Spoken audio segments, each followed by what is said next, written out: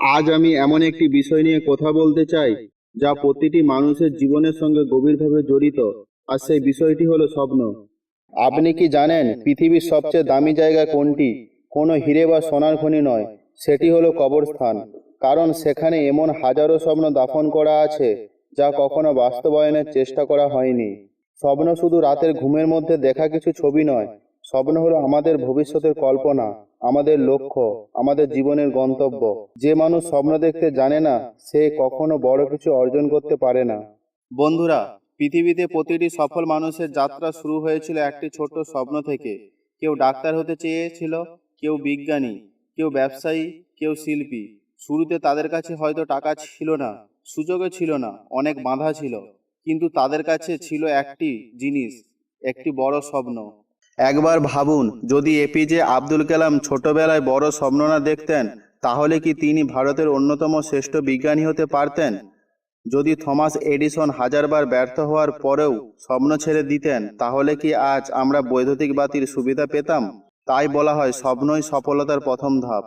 কিন্তু শুধু স্বপ্ন দেখলেই হবে না, স্বপ্নকে বাস্তবে রূপ দিতে হলে প্রয়োজন কঠোর পরিশ্রম, ধৈর্য এবং আত্মবিশ্বাসের প্রয়োজন। স্বপ্ন দেখা সহজ, কিন্তু সেই স্বপ্নের পথে হাঁটা কঠিন। যখন আপনি বড় কিছু করার কথা ভাববেন, চারপাশের মানুষ আপনাকে নিয়ে হাসাহাসি করবে, সমাজ বলবে তোমার দ্বারা হবে না। আপনার নিজের মনও হয়তো মাঝের মধ্যে বলবে ছেড়ে দাও, অনেক হয়েছে। কিন্তু মনে রাখবেন, অন্ধকার যত গভীর হয়, সূর্য ওঠার সময় ততটাই কাছে আসে। একটি বীজ যখন মাটির নিচে থাকে, তখন কেউ জানে না যে একদিন সেটি বিশাল গাছে পরিণত হবে। ঠিক তেমনি আপনার স্বপ্ন আজ ছোট মনে হতে পারে, কিন্তু নিয়মিত চেষ্টা করলে একদিন সেটি বাস্তবে পরিণত হবে।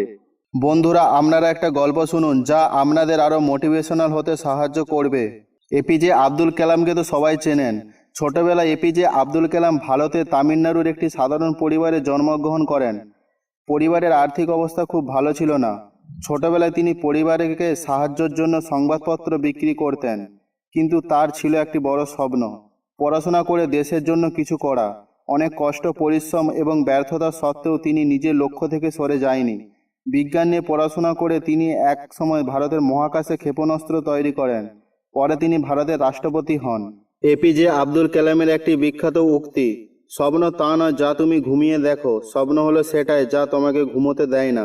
এপিজে আব্দুল কালাম আমাদের এই শিক্ষা দিয়ে যায়, স্বপ্ন বড় হলেও পথ কঠিন নয়, কিন্তু অধ্যাবসায়, পরিশ্রম এবং নিজের ওপর বিশ্বাস থাকলে সাধারণ মানুষও অসাধারণ সাফল্য অর্জন করতে পারে। বন্ধুরা, ব্যর্থতাকে কখনো ভয় পাবেন না। ব্যর্থতা মানে শেষ নয়, ব্যর্থতা মানে নতুন কিছু শেখার সুযোগ। যারা আজ সফল, তারা কোনো না কোনো সময় ব্যর্থ হয়েছে। পার্থক্য শুধু এইটুকুই যে তারা থেমে যায়নি। আজ আপনি যদি ছাত্র হন, তাহলে বড় স্বপ্ন দেখুন। আপনি যদি চাকরি করেন, তাহলে নিজের উন্নতির স্বপ্ন দেখুন। আপনি যদি ব্যবসা করেন, তাহলে আরও বড় কিছু করার স্বপ্ন দেখুন। কারণ স্বপ্ন মানুষকে সামনে এগিয়ে নিয়ে যায়। আরেকটি গুরুত্বপূর্ণ বিষয় হলো, স্বপ্নের সঙ্গে কাজকে যুক্ত করতে হবে।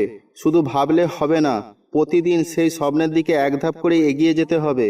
ছোট ছোট পদক্ষেপই একদিন বড় সফলতা এনে দেয়। মনে রাখবেন, সময় খুব মূল্যবান। যারা সময়কে কাজে লাগায়, তারাই স্বপ্নকে বাস্তবে পরিণত করতে পারে।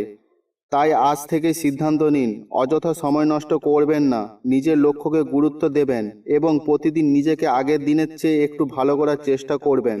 বন্ধুরা, পৃথিবী তাদেরই মনে রাখে যারা বড় বড় স্বপ্ন দেখে, সেই স্বপ্ন পূরণের জন্য লড়াই করে, আর সেই স্বপ্ন পূরণ হয়।